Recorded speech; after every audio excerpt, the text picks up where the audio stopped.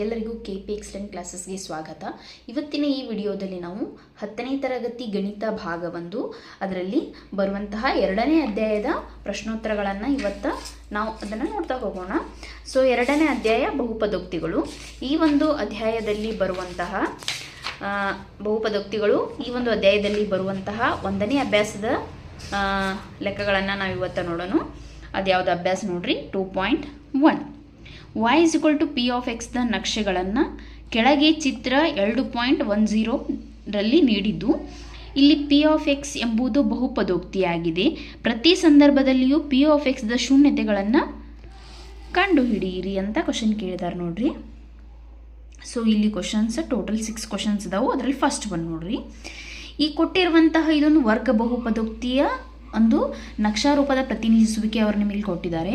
So ಇದೊಂದು X ಅಕ್ಷ ನಿಮಗೆ ಗೊತ್ತಿರೋ ಹಂಗೆ ಇದು y ಅಕ್ಷ. ಸೊ ಈ ಒಂದು ನಮಗೆ ಇಲ್ಲಿ ಏನಿದೆಯಲ್ಲ ಲೈನ್, ಈ ಲೈನು ಎಕ್ಸ್ ಅಕ್ಷವನ್ನು ಎಷ್ಟು ಸಲ ಕಟ್ ಮಾಡಿರ್ತದನೋ ಆ ಒಂದು ವರ್ಗ ಬಹುಪದೋಕ್ತಿಯ ಶೂನ್ಯತೆಗಳ ಸಂಖ್ಯೆ ಆಗಿರ್ತದೆ. ಸೊ ಇದು ಎಕ್ಸ್ ಅಕ್ಷ, ಇದು ಒಂದು ವರ್ಗ ಬಹುಪದೋಕ್ತಿಯ ಇದು ನಕ್ಷೆ. ಸೊ ಈ ನಕ್ಷೆ ಎಕ್ಸ್ ಅಕ್ಷವನ್ನು ಎಲ್ಲಿಯೂ ಕ್ರಾಸ್ ಮಾಡಿಲ್ಲ. ಹಾಗಾದ್ರೆ ಈ ಒಂದು ಕೊಟ್ಟಿರುವಂತಹ ಚಿತ್ರದ ಏನಪ್ಪ ಅಂತಂದರೆ ಸೊಲ್ಯೂಷನ್ 0 ಅಂತ ಬರಿಬೋದು, ಅಥವಾ ಶೂನ್ಯತೆಗಳ ಸಂಖ್ಯೆ 0 ಅಂತ ಬರಿಬೋದು. ಯಾಕಂದರೆ ಇದು ಎಕ್ಸ್ ಅಕ್ಷವನ್ನು ಎಲ್ಲಿಯೂ ಕ್ರಾಸ್ ಮಾಡಿಲ್ಲ. ಅದೇ ಇಲ್ಲಿ ಬರ್ರಿ 2ನೇ ಪ್ರಶ್ನೆಯಲ್ಲಿ ನೋಡ್ರಿ, ಇದು ಜಿಗ್ಜಾಗ್ ಲೈನ್ ಕಾಣಿಸ್ತಿದೆಯಲ್ಲ, ಏನ್ರಿ ಇದು ವರ್ಗ ಬಹುಪದೋಕ್ತಿಯ ನಕ್ಷಾರೂಪದ ಪ್ರತಿನಿಧಿಸುವಿಕೆ. ಸೊ ಇದು ಎಕ್ಸ್ ಅಕ್ಷ ಇಲ್ಲಿ ಕಾಣಿಸ್ತಿದೆ, ಎಕ್ಸ್ ಡ್ಯಾಶ್. ಈ ಒಂದು ಅಕ್ಷವನ್ನು ಇಲ್ಲಿ ಒಂದು ಬಿಂದುವಿನಲ್ಲಿ ಕಟ್ ಮಾಡ್ತಾ ಇದೆ. ಸೊ ಈ ಒಂದು ವರ್ಗ ಬಹುಪದೋಕ್ತಿಯ ಶೂನ್ಯತೆಗಳ ಸಂಖ್ಯೆ 1. ಅದೇ ಇಲ್ಲಿ 3ನೇ ಪ್ರಶ್ನೆ ಬರ್ರಿ. ಇದು y ಅಕ್ಷ, ಇದು ಎಕ್ಸ್ ಅಕ್ಷ. ಸೊ ಇದು ಒಂದು ಕಾಣಿಸ್ತಿದೆಯಲ್ಲ ಲೈನ್, ಈ ಲೈನ್ ಎಕ್ಸ್ ಅಕ್ಷವನ್ನು ಎಷ್ಟು ಸಲ ಕಟ್ ಮಾಡಿದ ನೋಡ್ಬೇಕ್ರಿ.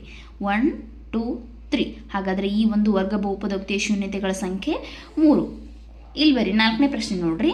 ಸೊ ಎಕ್ಸ್ ಅಕ್ಷವನ್ನು ಈ ಒಂದು ಬಹುಪದೋಕ್ತಿ 2 ಸಲ ಕಟ್ ಮಾಡಿದೆ. ಸೊ ಈ ಒಂದು ವರ್ಗ ಬಹುಪದೋಕ್ತಿಯ ಶೂನ್ಯತೆಗಳ ಸಂಖ್ಯೆ 2. ಅದೇ ಇಲ್ಲಿ ಬರ್ರಿ 5ನೇ ಪ್ರಶ್ನೆ ನೋಡ್ರಿ.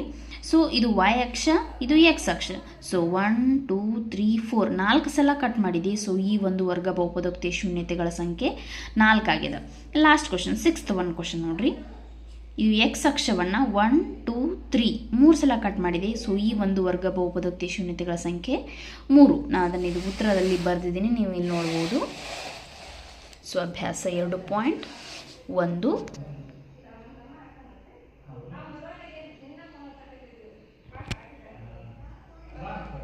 ಸೊ ನೋಡ್ಬೋದು, ನೀವು ಇಲ್ಲಿ ನೋಟ್ ಮಾಡ್ಕೊಳ್ಳಿ ಎಲ್ಲರೂ.